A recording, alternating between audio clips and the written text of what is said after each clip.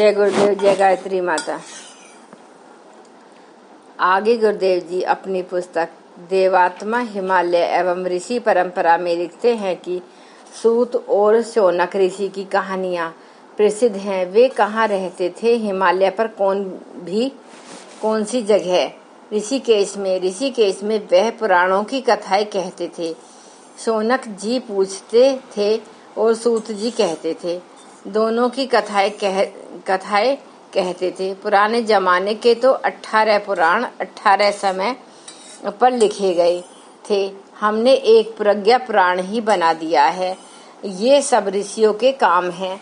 एक ऋषि ने एक काम किया था, लेकिन हमने सारे ऋषियों के कामों का समन्वय किया है। ऋषियों के तरीकों से यह सब बनाने की कोशिश की है।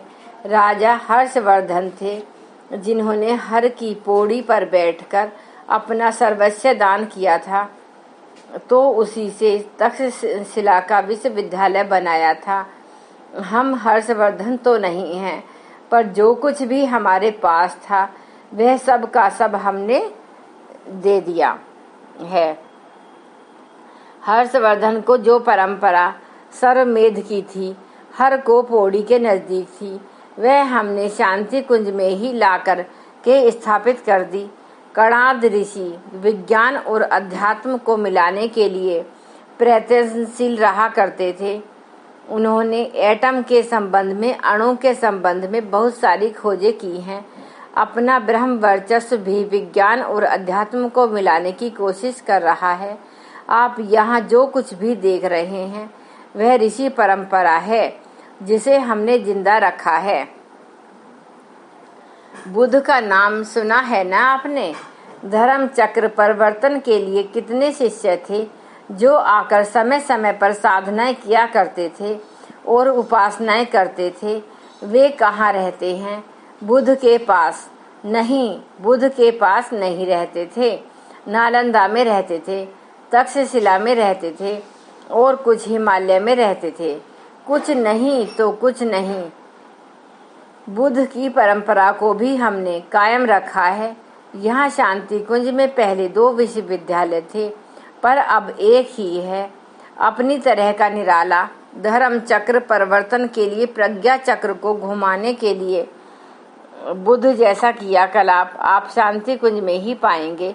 हिमालय की गतिविधियों का एक केंद्र यह भी है। आर्यभट्ट ने भी इसी हिमालय में तप किया था। जिन्होंने ज्योति विज्ञान, ग्रह नक्षत्रों के विज्ञान की खोज की थी। किस तरीके से ग्रह नक्षत्र घूमते हैं तो पृथ्वी पर क्या असर पड़ता है, पृथ्वी के निवासियों पर क्या क्या असर पड़ता है, ये सारी की सारी खोजें आर्यभट्ट ने अपने जमाने में इसी हिमालय में की थी। आप कभी शांति कुंज आए तो देख लीजिए कि उनके जो सारे क्रियाकलाप थे, जहाँ तक हमसे मुमकिन हुआ है वह बनाने की कोशिश की है।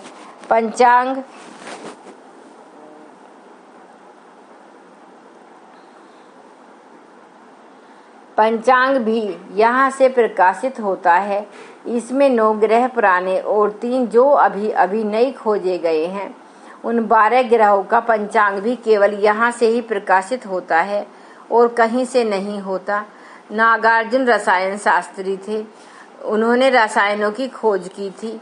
हमारे यहाँ भी दवाओं और दूसरे अन्य रसायनों की खोज का क्रम है। हम जड़ी बूटी से कायाकल्प का नूतन अनुसंधान कर रहे हैं। श्रृंगी ऋषि मंत्र विद्या में पारंगत थे। वे लोमस ऋषि के बेटे। उन्होंने परीक्षित को शाप दिया था कि तुझे 7वें दिन सांप काट जाएगा, तो 7वें दिन सांप ने उन्हें काट खाया था। उन्होंने ही राजा दशरथ के यहाँ यज्ञ कराया था। राजा दशरथ के बच्चे नहीं होते थे, तो पुत्रेष्टि यज्ञ कराने के लिए श्रृंगी ऋषि को उपयुक्त समझा गया। वे ब्रह्मचारी थे और मंत्र विद्या में पारंगत भी थे। उन्हीं की मंत्र विद्या की वजह से राजा दशरथ के 4 बच्चे पैदा हुए थे। यह सब श्रृंगी ऋषि की मंत्र विद्या थी। वह भी हिमालय में रहते थे। मंत्र विद्या के बारे में, गायत्री के बारे में हम कोशिश करते हैं। दोनों नवरात्रों में अनुष्ठान कराते हैं। जो भी आदमी इस महत्वपूर्ण समय पर आते हैं वे सब गायत्री का अनुष्ठान करते हैं। कैलाश पर्वत कहाँ है? यही हिमालय पर है। यह स्वर्ग है। हिमालय केवल ऋषियों की ही भूमि नहीं है, देवात्माओं की भी भूमि है। इसको स्वर्ग भी कहा गया है। सबसे पहले सृष्टि का उद्भव यहीं हुआ, मनुष्य यहीं जन्मे। इतिहास के हिसाब से हमने भी कहा है कि स्वर्ग कहीं आसमान पर न होकर अगर जमीन पर रहा होगा तो वह देवात्मा हिमालय वाले हिस्से में रहा होगा। कैलाश पर्वत पर नंदन वन जो स्वर्ग में था वह यही है। तपोवन भी, मानसरोवर भी यही है। गोमुख से जरा आगे चलेंगे, जहाँ हमारे गुरुदेव का थोड़ी दूर पर निवास है, वह कैलाश में की है। वह कैलाश तो अलग था जो तिब्बत में है, अब वह चीन के हाथों में चला गया। उसको तो हम कैसे कहें कि शंकर जी को चीन छीन ले गया, लेकिन यह कैलाश पर्वत उसी पर है, इसलिए यह स्वर्ग भी है। हिमालय का क्या है? स्वर्ग है। स्वर्गारोहण के लिए जब पांडव गए थे तो यहीं आए थे। स्वर्गारोहण बद्रीनाथ से आगे यशोधरा है और यशोधरा से आगे एक पहाड़ है, वही स्वर्गारोहण है। सुमेरु पर्वत भी यहीं है। सारे देवता उसी पर रहते हैं। यह सोने का पहाड़ था। हमारे पास उसका फोटोग्राफ भी है। जब हम वहां गए थे तो उसका फोटोग्राफ भी साथ में लाए थे। वहां प्रातःकाल एवं सायंकाल के समय सुनहरी छाया रहती है। ध्रुव ने यही तप किया था। श्री कृष्ण भगवान तप करने के लिए बद्रीनाथ गए थे। रुक्मणी और कृष्ण दोनों ने वहीं तप किया था। तप करने के बाद उनके प्रद्युम्न जैसी संतान पैदा हुई थी। वाल्मीकि की और सीता जी की घटना तो आपने सुनी है। रामचंद्र ने जब सीता जी को वनवास दिया था तो वे वाल्मीकि के आश्रम में रही थी और वहां लव कुश नाम के 2 ऐसे बालक पैदा हुए थे जो रामचंद्र जी से, लक्ष्मण जी से और हनुमान जी से लोहा लेने के लिए तैयार हो गए थे। आपने शकुंतला का नाम सुना है और चक्रवर्ती भरत, जिसके नाम पर इस देश का नाम भारतवर्ष पड़ा। शकुंतला कौन थी? वह कर्ण ऋषि की बेटी थी। हाँ, बेटी ही कहिए।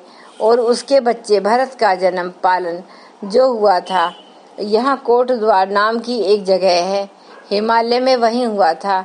हिमालय की इन सारी की सारी विशेषताओं को सिकोड़ करके हमने उनका विशाल मंदिर बना दिया है। ये सारी चीजें कहाँ हैं? अगर आप देखना चाहें तो यहाँ आकर देख भी सकते हैं। हमने एक छोटी भी पुस्तक भी छापी है, रंगीन, जिसमें उन सब स्थानों का, हिमालय के स्थानों को बताने की कोशिश की है। ये कहाँ हैं? हिमालय में 5 प्रयाग हैं, 5 काशियाँ हैं, 5 सरोवर हैं। हिमालय में 4 धाम हैं। 4 धाम कौन से हैं? बद्रीनाथ, केदारनाथ, गंगोत्री और यमुनोत्री। 4 धाम ये ही कहलाते हैं। ये सारे के सारे पवित्रतम स्थान इसमें बने हुए हैं। उसका हमने मंदिर भी बनवाया है, जो उससे आपका संबंध जोड़ने के बीच की कड़ी है।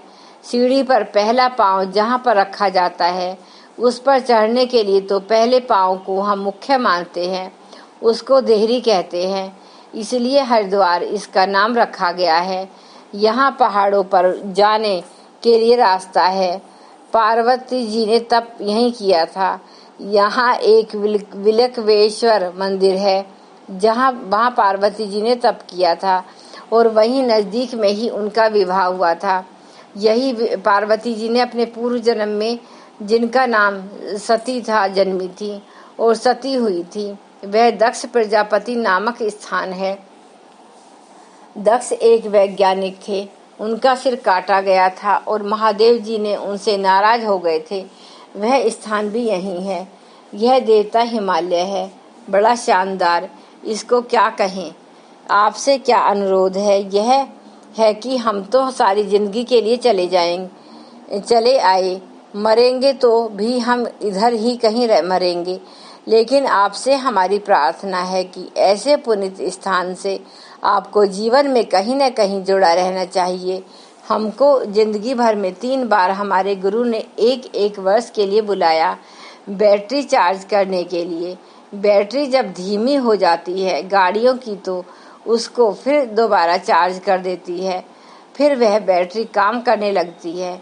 इसलिए जब हमारी बैटरी धीमी पड़ी तब हमारे गुरु ने बुलाया और हम यहाँ हैं। आपको हम निमंत्रण भेजते हैं इस व्याख्यान के द्वारा।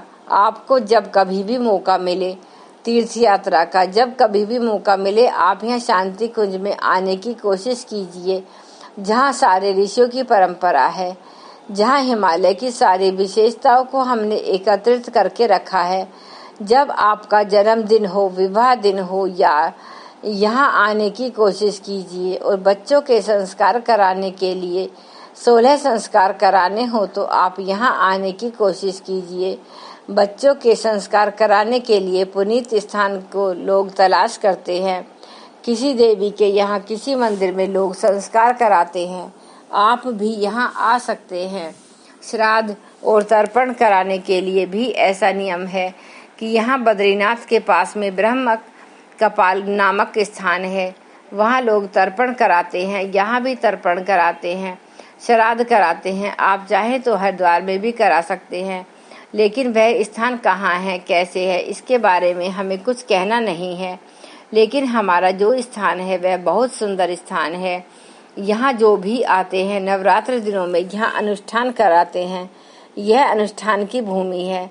शिक्षण की भी सारी व्यवस्था है।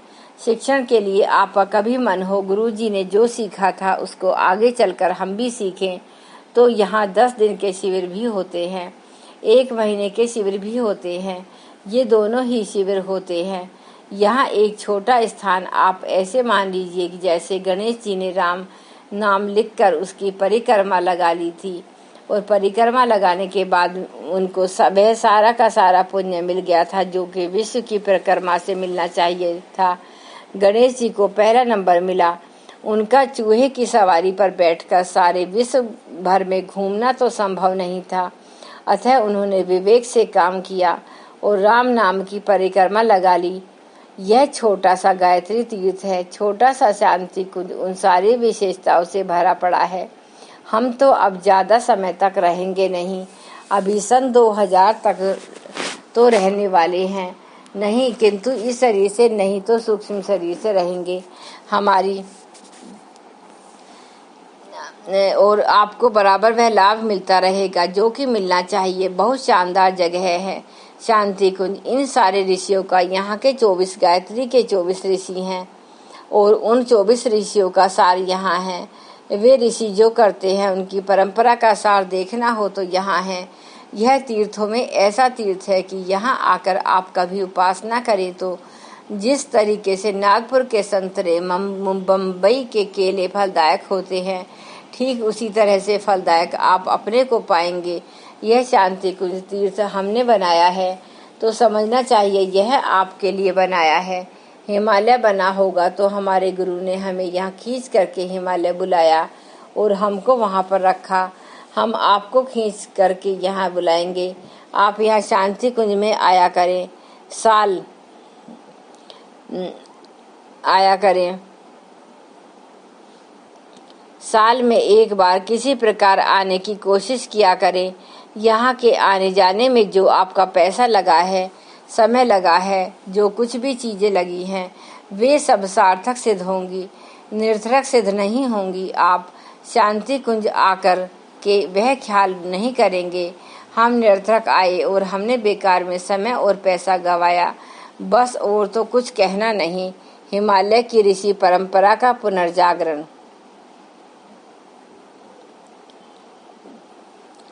धन्यवाद। एक बार गायत्री मंत्र हमारे साथ साथ।